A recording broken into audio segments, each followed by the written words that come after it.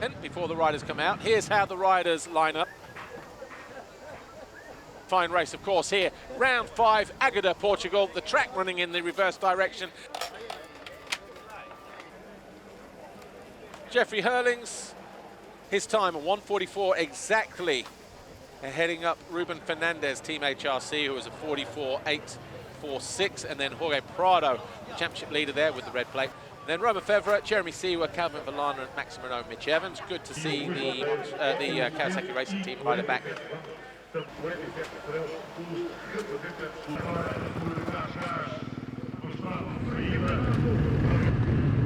That first turn a lot faster and a wider sweep up the hill. Who will it be that emerges at the top with the lead? Will there be any problems going into the first turn, yes or no? Well, at the moment, Prado and Herlings side by side. Herlings at the inside. He almost spins out though. Can he hang on? Yes, he can. And Prado gets forced wide. Herlings leads on the opening lap. Fernandez second, and Valentin Guillot there in third. Then we've got Romain Febvre in fourth position. I thought it was Evans actually. Well, he's only a couple of positions further back. I think it's a very exciting time for Spanish motocross with Rubén Fernández. For me also, I think he's one of the most exciting riders in the class. Okay, it's his first year as a factory rider with HRC, and I think you have to give him some leeway, customizing to the surroundings, the demands, the extra duties that he has. He's not racing just for himself, but he's representing a brand and also developing a motorcycle. So I think all of this ball of pressure is not necessarily crushing him. But it's Herlings under attack at the moment from Rubén Fernández. They're coming towards us now. Herlings looks over his shoulder. Finds Rubén Fernández right there in second for Team HRC. I felt like I had a good rhythm and a good speed, and so I put it all together. I was enjoying out there, and that's what made me go fast, I guess. Fernández, the fastest lap of the race. Herlings goes inside and doesn't make the triple. That cost him a little bit of time. All of a sudden he's under attack from Rubén Fernández, who runs down the inside of the bullet and almost runs him out of the track. Fans on their feet here because he's got a mix of... The style that he has of racing is very aggressive, it's very proactive, and also I think that inspires people. I think it's something that HRC haven't really seen for quite a long time, and certainly perhaps the MXGP class as well. Rubén Fernández may just have this one under control. Jeffrey Herlings looks like he's sat back. Rubén Fernández will cross the line. He wins the round qualifying race in MXGP. Yeah, I won, got the pole position then for Sunday, and it was a good feeling, especially in front of all the crowd and stuff that was there supporting.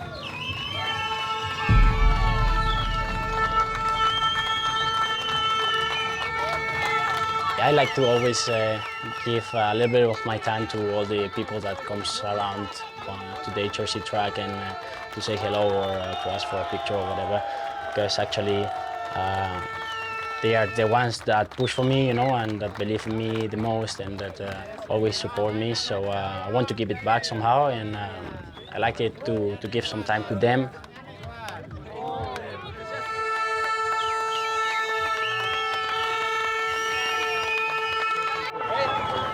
And second star on stage. I give the first name, you take the rest. So next guy is Rubén. Rubén? I don't know, Rubén! Rubén Fernandez on stage, guys. So two Rubén and Rubén. Go, go, go, go, go, go, go, go, go, go, ellos, por parte de ellos, así que os lo agradezco mucho. Mi corazón. Okay, it's a little bit stressful sometimes with all the what's going on the weekend, all the things we have to do, but I feel like I did a good job going out there with all of them, and I actually enjoyed it a lot, and I had a lot of fun with all the fans and friends that came over. I'm close of your grandfather. Follow him, he follows me. It was insane how many people came around, and it was quite of a big show there for me, you know. So yeah, it was definitely really fun for me as well. Now 10 seconds. We'll give it one more time on stage.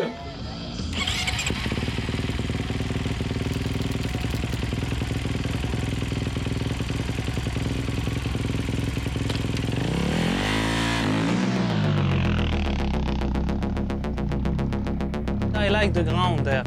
Few stones, but the ground is good because they can put water and it stay always a little bit soft, the ground.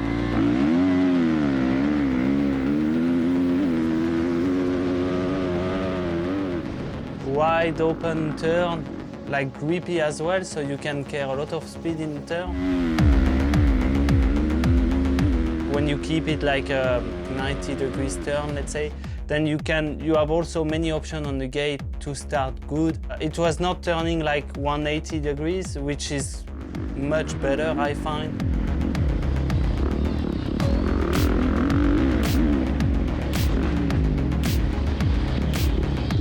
Many places you have some rut, but like always at the end of the rut, so before takeoff or just at the braking bumps, it's like a sharp edge bumps, you know. So mainly on the takeoff, so it's where you have to be really precise and knows where you go and see what's coming.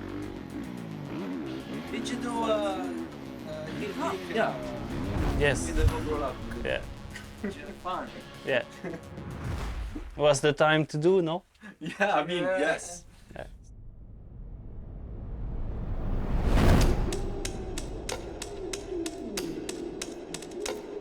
For riders in this sport, it's so mentally hard with back-to-back injuries. And in Roan's case, with feeling amazing beginning of 2022, having done everything in the winter to try and be there to fight for the title, then getting injured, badly injured, still during the season coming back, fighting back from a big injury, big surgery, to being on the podium at the last GP.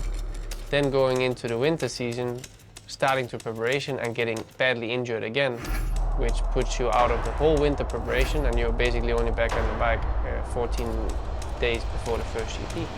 That's things that people don't see.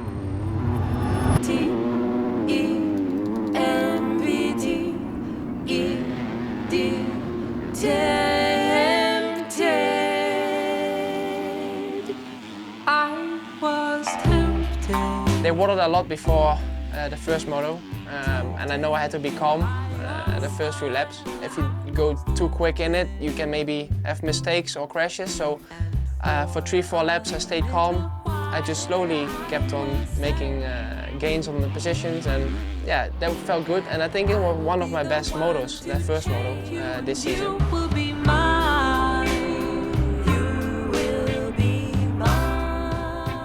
Second moto, I got a better start, battle until the end with Kai and with Simon. I was definitely tired.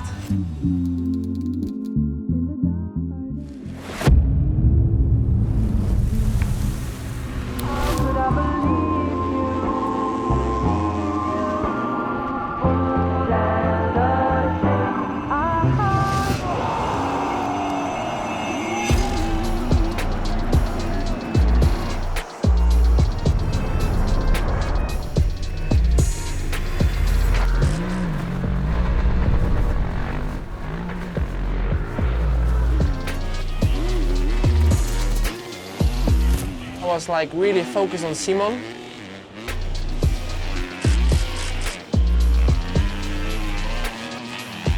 To pass him for second place. He lost time in sector 1 as well. In fact, he's lost time in all 3 sectors. So maybe just starting to feel the heat a little bit here, Langenfelder. As Van De Moosdijk applies the pressure. Is he going to sneak up the inside? Yes, he is. And that's going to change the outlook of the podium as well. And as I passed him, I could feel like I used a lot of energy. And I knew Kai was coming in the end. And I know he's also strong mentally, physically. So he passed me almost one lap with 1 lap to go. Van De Moosdijk and Kai de Wolf, who cuts to the inside. His teammate will know that he's there. De Wolf will try to cut back out of the turn as well. No, he goes the long way round. Outfoxes Van De Moosdijk. And Team Wolf goes through into second position, and that will be him second overall. And it's Iago Kietz who does cross the line to win race 2, to win the Portuguese Grand Prix.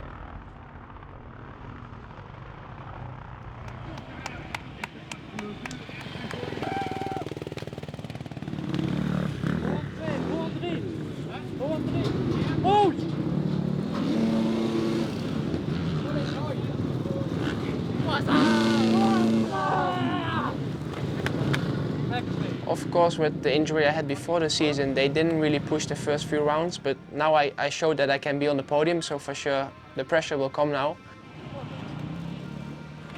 Of course, last GP, last season, I was on the podium. It's a few months ago, and of course, when you are on the podium doing all the, it's actually quite chaotic. It's quite hectic, but once you're up there and on the podium, it's worth it.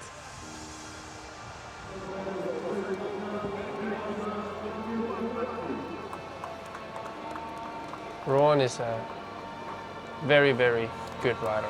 Speed-wise and technique and feeling with the bike, he's very, very good. You know, you rarely see the bike really getting super out of shape with Roan. And then you have Kai, who is very lively on the bike, moving a lot on the bike, giving. You know, Roan can also be giving it his all, but Kai gives his all in a completely different way. And that's the beauty of this sport. You know, there is not one way which gets you to the top.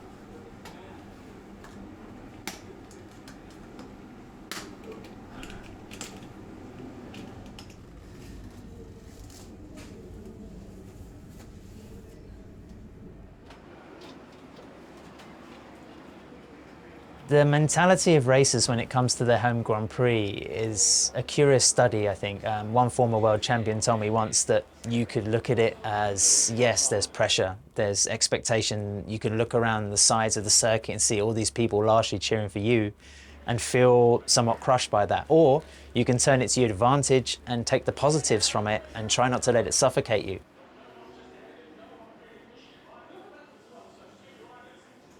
So it depends a little bit on the mentality of the rider and how he wants to use the 48 hours of the event. And I think somebody like Rubén Fernández will use that positively because he's already such a strong individual in the way he rides and the way he attacks a Grand Prix Moto.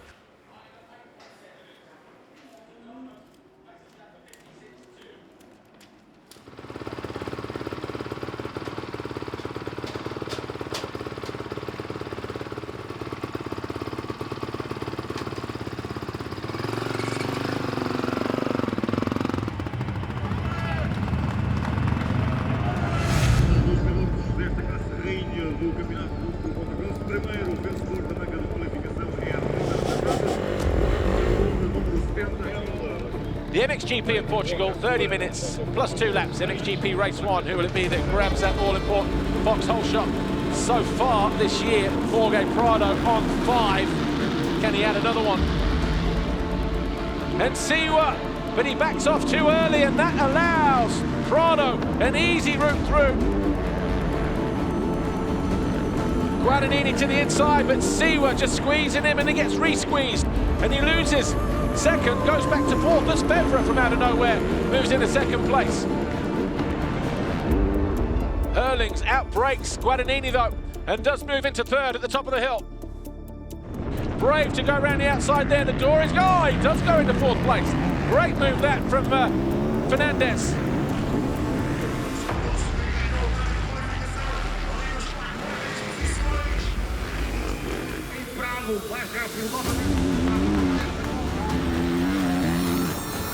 In the first Moto, track was very monoline, let's say, because it was mainly that good one there, and everyone was using that one, and it was difficult to make the passes later. Patrell about another second further back. Oh, and Fernandez down. Fernandez picks himself up. He loses that 4th place. It was really a very small crash. It was not really a distraction or anything, or pressure, or I feel like I was riding normal and just entering the corner the same way I did all the laps before, but just this time didn't went the same. Prado extended his lead to 1.9 seconds over Romain Febvre with a second consecutive fastest lap. For sure, it's hard to catch him when he's riding on his best level. Prado is always winning the first Moto. I was behind him close, and it's where I saw he was making mistakes. I'm sure, like, if we can put that pressure on him, then it won't be the same. I will try to beat him at his game. With Herlings again, lighting up the timing screens. Look, there he is, top of the screen. Fastest in Sector 2, fastest in Sector 3. Romain Febvre has got one big lap on his hands as he tries to fend off Herlings. First Moto was close because he was coming back strong behind me. And there will be noise all around this racetrack. Febvre probably thinks it's for Prado, and all of a sudden, if he looks across now, we'll see a flash of orange, and he'll see the KTM pit boards going crazy down there in pit lane. And we was catching Prado, so at the same time you have to, you see that you are closing the gap from first, so you have to, let's say, attack, but you have to a little bit secure your place because you are somebody's attacking you. Yeah, to be in sandwich like this, it's never easy. But first, second, third coming towards us now. As a rider, we have that feeling, you know, sometimes like when it's the speed is matching, then you have that instinct a little bit, you know, you can feel where he's going behind you without looking, you know, inside, outside, where he's on the track getting close to you or opposite, like when you are gapping him. Febvre goes defensive. Felt like on the track was some place he was a little bit faster than me, some place not, so I was trying to manage myself to be under pressure, like I said, to attack, but to be under pressure at the same time, it's a bit difficult. Good control through there, gets good drive as well. Oh, it's very close though. Prado wins race 1. Febvre, Herlings separated by 0.2 of a second as they hit the line second and third. Thumbs up there from Herlings. Great ride from all three in this first race.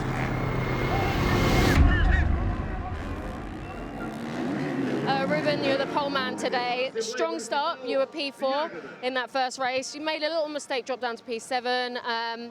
Perhaps feeling a little bit of the pressure?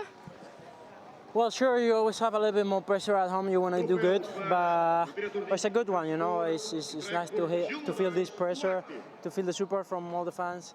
Actually, I'm enjoying racing here. He won qualifying and in fantastic style. Wasn't expected. But then he added that pressure on his shoulders and he gave himself and the team more expectations, and you could see that.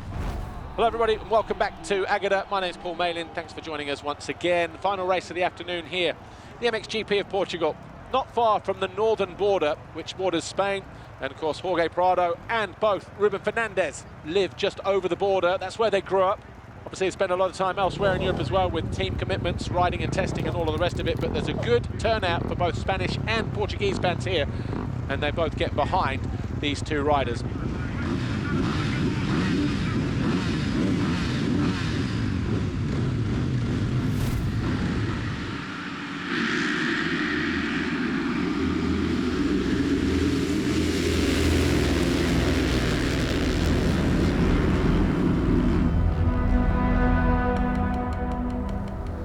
Actually start top 3 or something like that. and somehow I made the really quick moves on the first corners.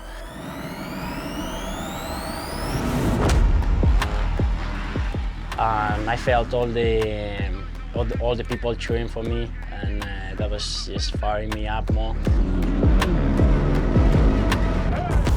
The crowd just went crazy for him. It's like there was a switch that went in Rubén's mind, and he believed he could do it. And then he got the energy from the crowd. It was like they went hand in hand. But it's Fernández who leads the way. Can he do what he did in the qualifying race, which was 20 minutes plus 2 laps? This one, 30 minutes plus 2. Well, I had the speed, and I was feeling good to go for it. And so that's what I did.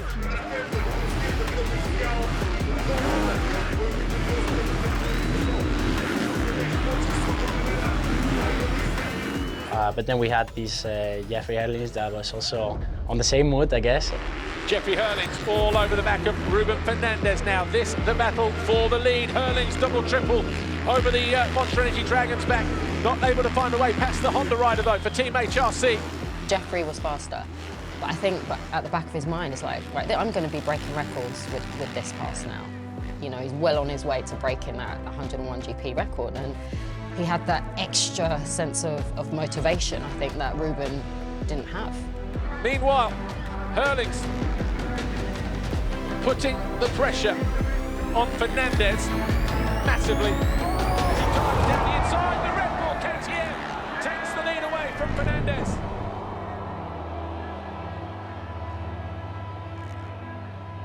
People also went crazy when he went for the pass, but I guess those are the motocross fans, you know? When you see a nice pass, is what you like, so you also go crazy for that. You like to see battles in there. And you know, actually it was not just one guy, it was Jeffrey Herlings, you know? And when we cross the line at the end of lap 5, we will have a new race leader in the form of Herlings. I feel a little bit sad that I didn't give a little bit more fight, and because it would have been fun actually to be able to battle a little bit more there. This is my second year on the MXGP class, as well my first year on a factory team, and I feel like we are learning a lot still. I think for Rubén, the ultimate barometer at the moment in MXGP is the likes of Jeffrey Herlings, Romain Febvre, certainly Jorge Prado, his countryman, and somebody he knows well from racing up through the junior levels. I think what he'll do though is try and follow some of the lines of Herlings, see if he can latch on. If he can apply some pressure from behind, who knows? Might just force him into a mistake. There is a lot of stuff to improve still. Race a little bit smarter and push when you can push, and know when you have to stay on the place you are. The fact that he's won a Grand Prix ahead of these guys already, and that he could live with that pace in Portugal bodes extremely well. I think he can take a lot of encouragement from that.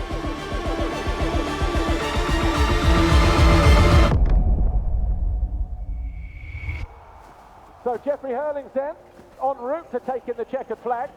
And if he wins today, he will tie Stefan Everts on the all-time Grand Prix win list, 101 Grand Prix victories.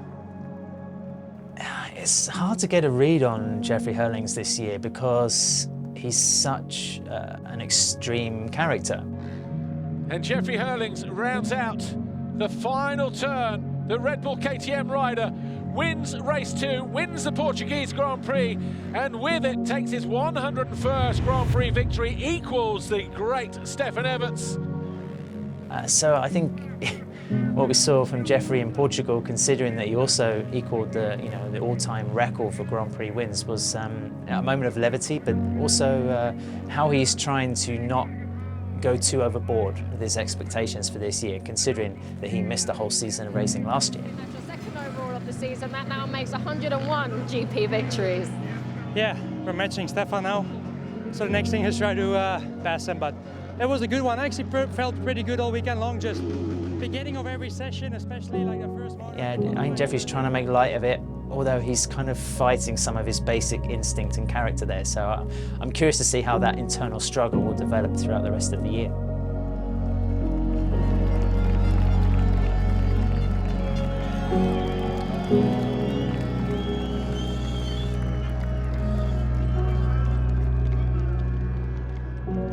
I think with Jeffrey, we saw him get 100 GP victories, and the whole team celebrated that. Brilliant.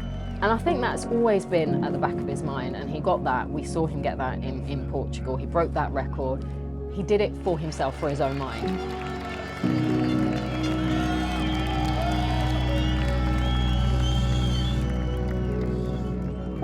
It's like he's constantly pushing himself, he's constantly moving forward. What next is for Jeffrey Herlings?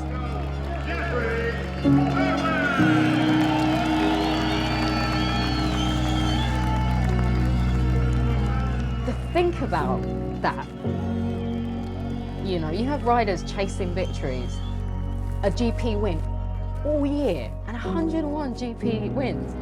It's crazy.